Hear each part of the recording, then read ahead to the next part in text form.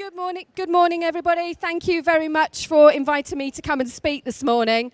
As I've just been introduced, my name's Helen Walby. I run my own business. I'm based right up in the top of the valleys in South Wales.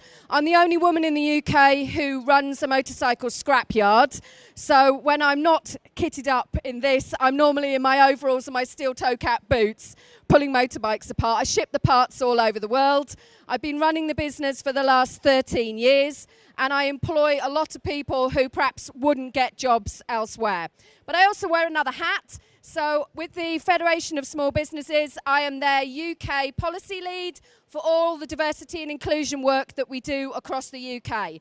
So I lead a task force of 14 women entrepreneurs and one guy, because we're not exclusive, who do lots of activity all across the United Kingdom, encouraging and supporting women in business. We also have an LGBT plus working group, and we also have a BAME inclusion group.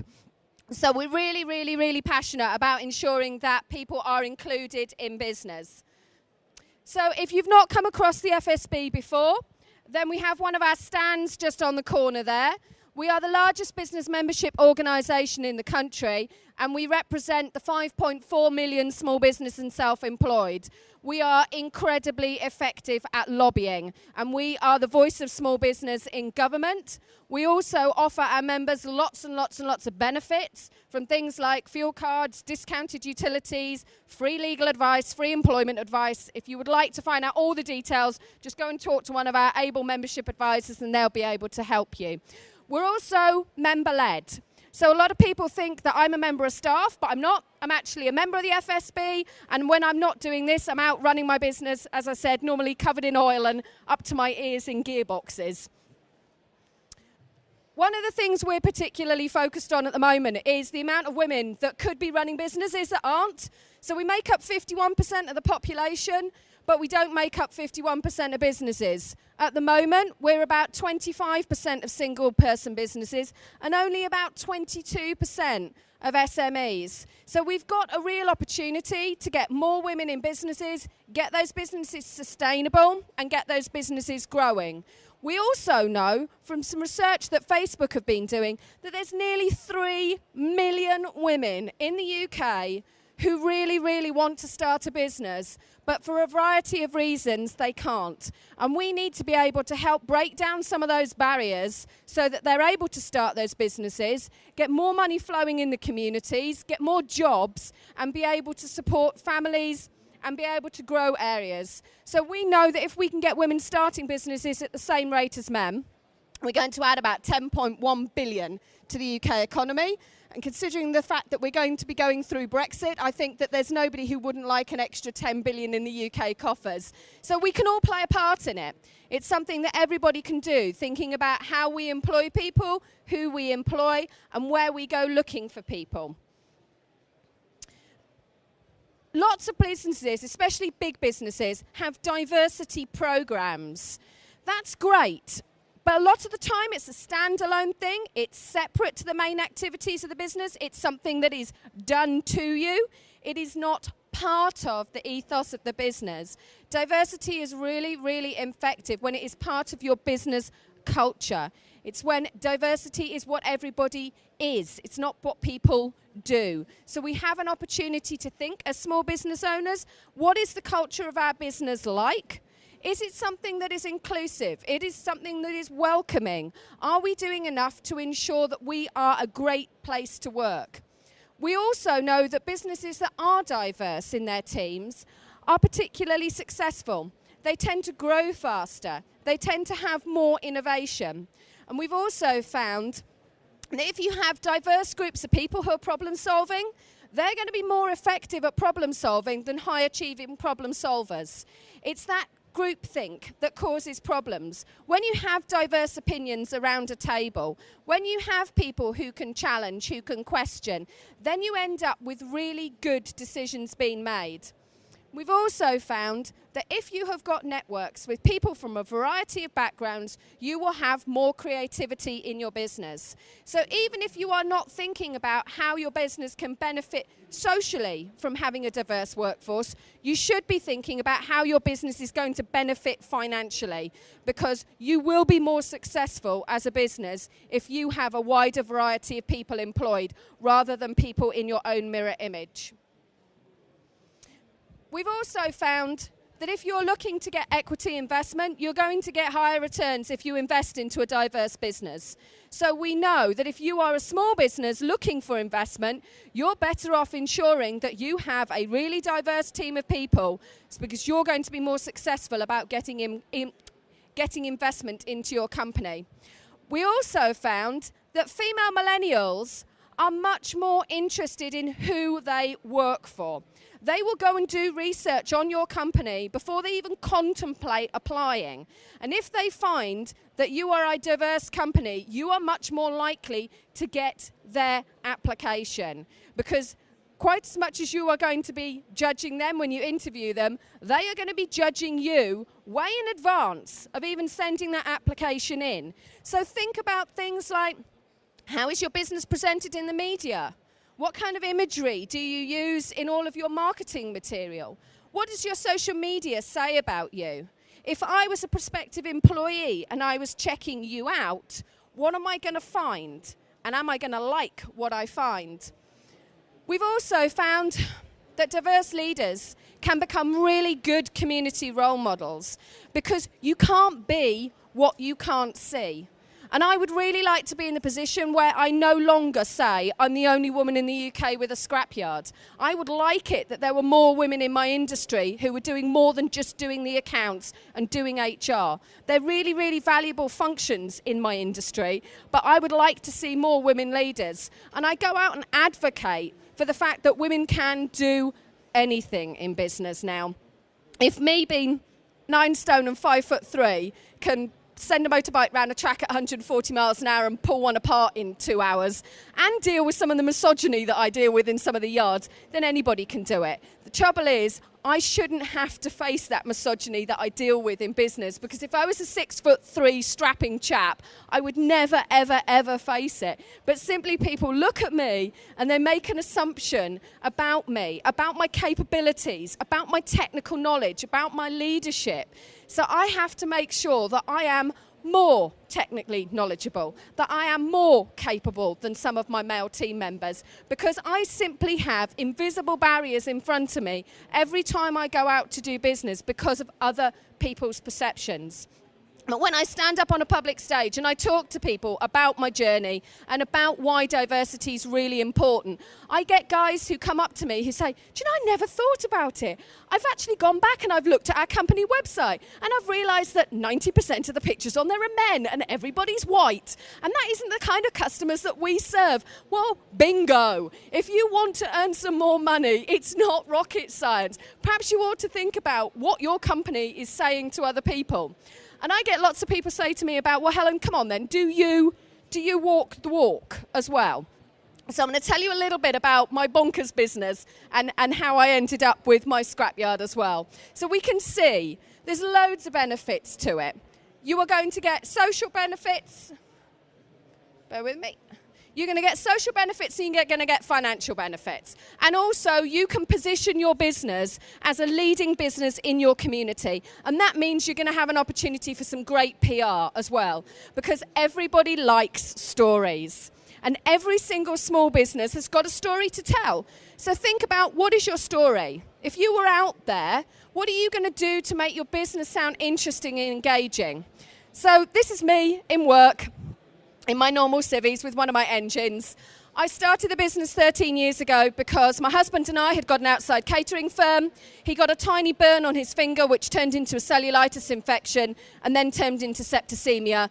I had to sign a consent form for them to amputate his arm because he was dying.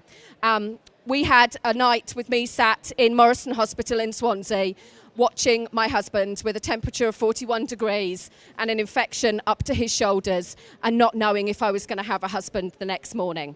I made a decision that night Whatever was going to happen, he wasn't going to die. Even if he only ended up with one arm, he was still going to be a live husband in the morning. He was a live husband in the morning, and he still has actually got 2 arms. This one doesn't work as well as it should, but it's still attached, which is great.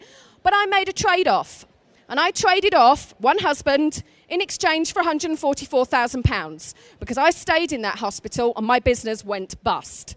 And I came out of it with 7 weeks before my house was going to be repossessed, no gas, no electric, no opportunities, and a very, very, very stressed head.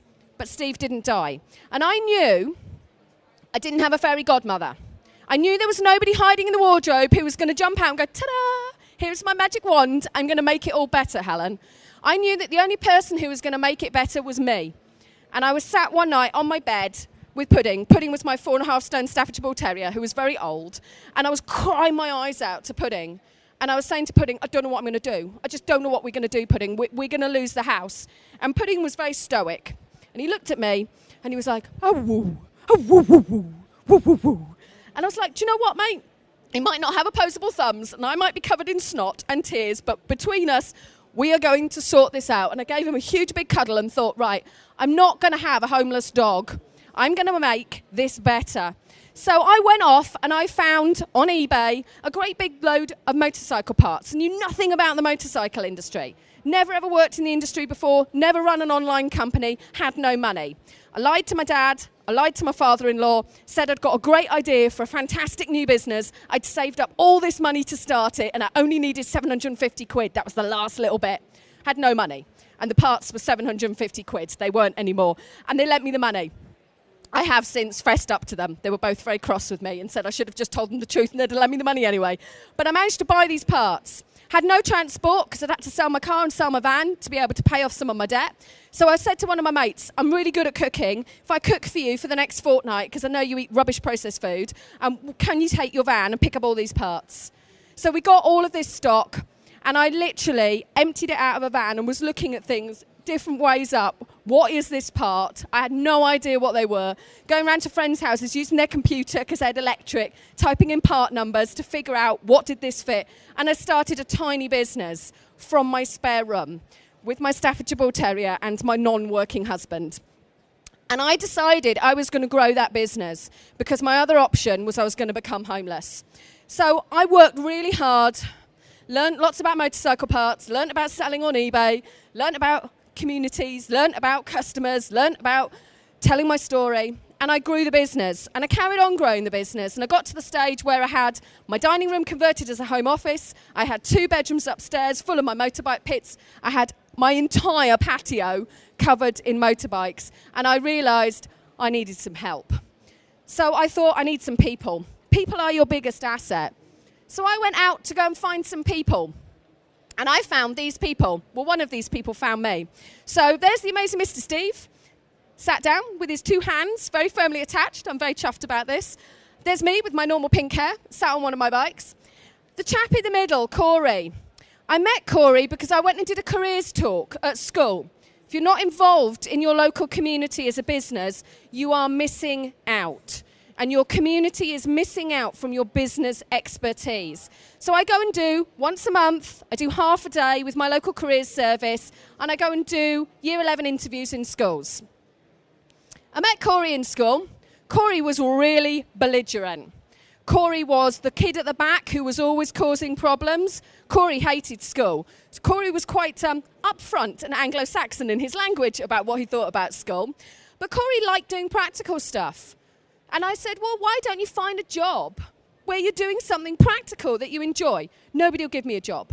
I was like, okay, how many businesses have you been to, Corey? How many people have you spoken? Well, nobody will give me a job.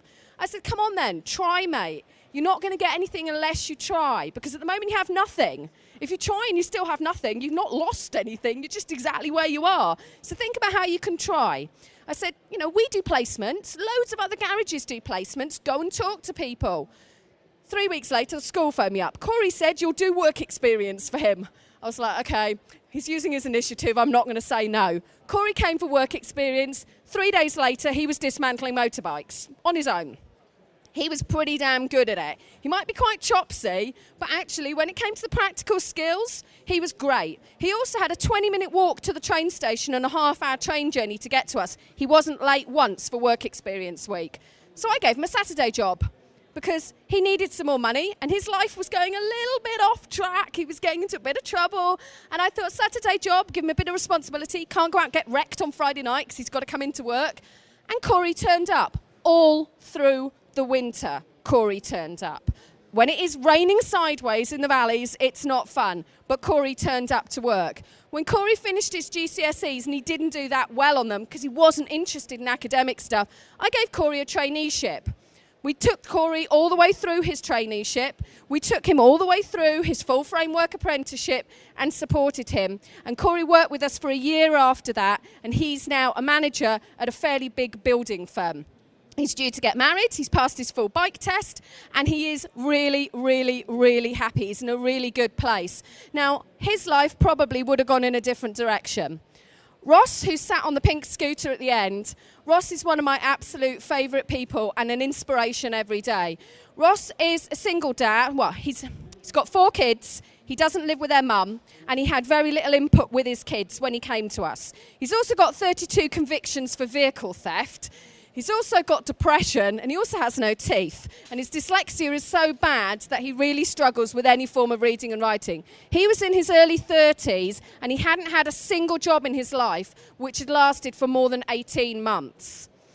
Ross has now been with me for 8 years. Ross has gone through a full framework apprenticeship with masses of support with the reading and writing. He also took a year off because his mental health was not in a place where he could come to work regularly. But we held his job open for him. And if he was having a good day, some days he'd just rock up, come and do 2 days, and then he'd have to go again. Now, he plays an active role in his kids' life. He sees the kids every single day after school. He's now qualified. He didn't have any qualifications before, and he now is in a really, really good place. I got 2 more, and they didn't want their photographs shown, so this was a really interesting experience. This has been my big roller coaster. I got approached by a local Sure Start group. Would I take on a single mum who had got 4 children and had never had a job? And it was a placement program for women who were a very long way from the workplace. This was many years ago. So I said, okay, I'll give it a go. You know, I like working with people. People are fascinating. First day at work, she turned up in her pajamas with a hoodie on because we were working inside, so therefore she didn't need to get dressed. She now runs my company. Today, Becca is now my office manager. She is sorting my crew out. She is sorting my motorbikes out. She can also dismantle a scooter in 2 hours, which is pretty damn good going. She's gone through her MVQ level 2 in business admin. She's now doing her ILM level 3. And this is somebody who left school at 15 years old, 6 months pregnant, and got thrown out. She never thought she could do it. She had no confidence. We've had some big bumps in the road. She's resigned twice and told me to go stick it and has ended up coming back. She is my absolute rock. And she's my absolute rock because I've invested in her personally and professionally, and she's invested in me personally and professionally with my business. And she is absolutely fantastic. But if I'd have had those CVs, I never, ever would have taken any of those people on. I would have never seen those fantastic skills. I would have never gathered all those diverse opinions in our team meetings. I would never have had people who can challenge me and say, Helen, you're talking utter bollocks. Because sometimes I do, because we all do as managers. They are absolutely brilliant. And we do loads and loads of work as a company about how we can go and get staff from other places. So when we go out to open advert, we put our advert in places like the Job Centre, and we put it on places like Indeed. But we also do things like we contact veterans charities. We also contact disability charities. We also contact people who work with people on the autistic spectrum and say, we've got a job coming up. Perhaps some of the people you work with may not think about looking for a job like that with us, but we could probably offer them a position. We're happy to make reasonable adjustments. The reasonable adjustments came and sort of bit me back on the bum in February. Disability charity contacted me and said, Helen, we would like you to do a placement. The guy is morbidly obese, he's narcoleptic, and he suffers from very severe depression. Can you give him a placement in the business? I was like, no, I'm really sorry, I can't. Put the phone down, and Becca looked at me and went, you are a hypocrite. She was like, I was like, what? I can't employ someone who's narcoleptic. She was like, really? What do you know about narcolepsy then, Mrs. Neurological Expert? And I was like, actually, I need to check myself. I know next to nothing about narcolepsy. So I went on the internet. I read up lots about it. Actually, it's a very, very, very broad condition. I phoned the disability charity back and went, do you know what? My internal prejudice made me make a decision then, which was an emotional response, not a rational decision. Do you know what? Tell me about this guy's condition. How does he manage it? If I were to employ him, what impact might that have on my business? Well, as it turns out, my lot have 3/4 of an hour for lunch. Jeremy needs an hour. That's it. So he goes and has a sleep for 3/4 of an hour, and then he has 15 minutes to have a sandwich. And we also invested in a giant beanbag that we keep upstairs in the back of our storeroom. So if in an afternoon he's really sleepy, hasn't happened in the 7 months he's worked with us, but he can go and have a power 10 minutes on the beanbag. That was it. That was all I had to do. The reasonable adjustments I made in my business were simply a beanbag investment. It is not a big thing, but my prejudice meant that I wouldn't have given him a job to start with. The impact on Jeremy is a very large chap. Jeremy started work with me in February. He's lost 2.5 stone since he started working for us. He's also off his depression medication on a phased withdrawal with the support of his doctor because he feels he has a purpose. He's gone down 5 belt loops on his belt, on his trousers. He's down an entire trouser size and 1 jumper size. He has had a visible transformation in front of us. We gave him a permanent job at the end of his placement, but only for 2 days a week. Jeremy now does 4 days a week. He mainly spends Monday fast asleep still, but he does 4 days a week with us because he has got drive and purpose. He's a really, really valuable employee in my team. Now, I didn't do this as something to use to stand on stage. I employed these people because they are all assets to my business. They add value. They add bottom line to my business as well because they're really good. I trust Becca implicitly. She can deal with my business when I'm abroad. Ross, I know, even though he has 32 vehicle convictions, I know Ross is never going to steal even a nut or bolt off me. And also, he's the best person I've ever met for hot wiring anything. He's absolutely fantastic. Jeremy now has a drive and a purpose in life. Corey has gone off to go and do other things. We've taken on quite a lot of trainees. And it is so rewarding as a business to be able to think, in my community, I can make a difference. Becca, she has got 4 kids. She has a huge extended family in the valleys, about 120 people when you take into account all the people who had babies with other people and went out with other people. There's loads of them. Nobody in their family has ever stayed on after 16 at school. Not a single person. Becca's daughter is going to university next year and is on track to get a distinction in her BTEC at college. And she has done that because Mum has got a purpose, Mum has got drive, and Mum has got a different attitude to the world because she's got a job. Now, if I can do my tiny bit in the valleys, then all of us can think about where can we get somebody who perhaps on paper may not be the person that we would employ, but is actually going to be a real asset. What little things can we do in our business to help it be a more inclusive business? What things can we do to change our culture, the language that we use, the images that we present, to make our business a welcoming place for everybody? Because if I can do it, running a scrapyard in the valleys, and I'm no expert in this, anybody can do it. You just need to have an interest, passion, and a little bit of flexibility in your business. So this is why we do it. We get people in. If you want to read some more information about what we're doing, we've done a big report on women and the fantastic potential that they have that they can add to business. But what I want you to take away from this is employing people who you wouldn't necessarily think of. It's not only good for your business, it's really, really satisfying and rewarding for your soul as well. because I know that I go into work and I get challenged every day. I have an amazing team who I will support through thick and thin, and we've had some amazing ups and downs with the whole lot of them. Becca's baby got kidnapped from school one day and the whole business shut down, and we all went and helped with sorting all of that out with lots of police involvement. We've had children smash teeth out and staff not come in. We've had children who've been very poorly, who've been in work, curled up in the giant beanbag upstairs because man wanted to come into work but we couldn't sort out childcare. None of that was hard for me to do. Occasionally, it's had a bit of a hit on my business for a couple of hours, especially the afternoon when Becca's baby got kidnapped. That was very, very stressful for everybody, especially Becca. But if we do that as small businesses, our employees become part of our family, they become part of our community, and we get so much more back. So it might be that you can change things, just little things in your business. Perhaps the hours of work that you offer. Can you make it a bit more flexible? Perhaps the adverts you put out, can you make them a bit more inclusive in the language?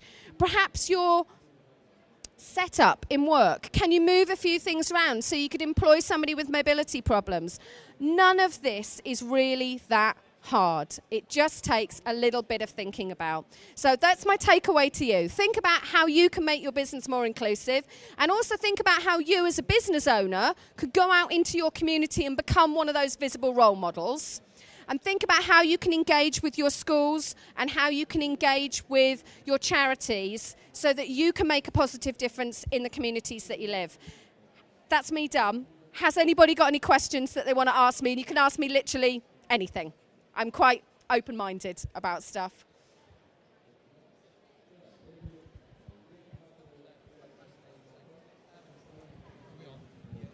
Can you hear me? Yeah, Yes. that's fair. That was fascinating. Thank you. You talked there a lot about the successes.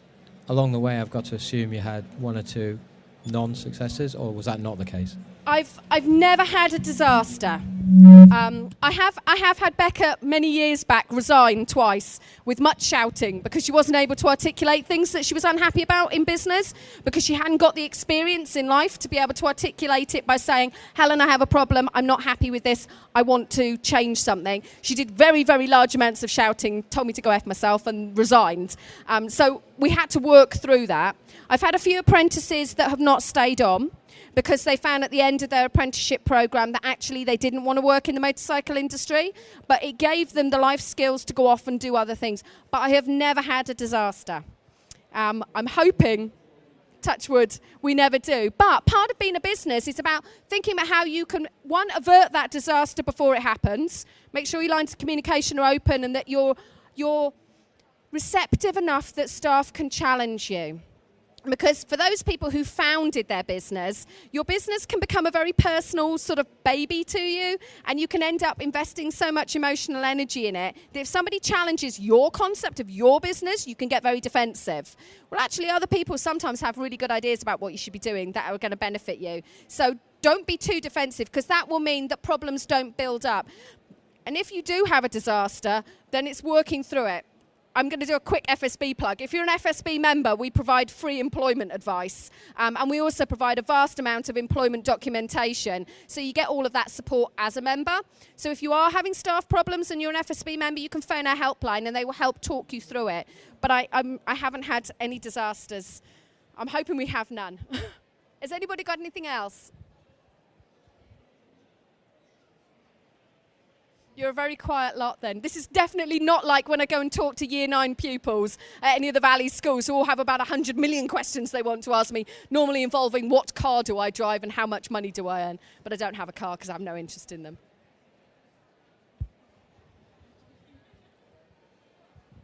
That's fine. We're done. I think on that note, Helen, obviously led a quiet life. And I will say about the Federation, because I am a member of the Federation of Small Business, and they do offer that brilliant advice. It's not expensive, and in fact, Hem at the back of the room there can advise you on it. He's got a stand over there, so that's my plug on your behalf. But for now, I'm sure you stay for another 10 minutes maybe. I know you've got to get to Cardiff, which is your next point, of course. She gets all over the UK. But for now, ladies and gentlemen, will you please give a big round of applause for Helen Welby. Thanks for joining us, Helen. Thanks for coming. And if you'd like to speak to Helen, she will be staying here for another 10 minutes. Thank you.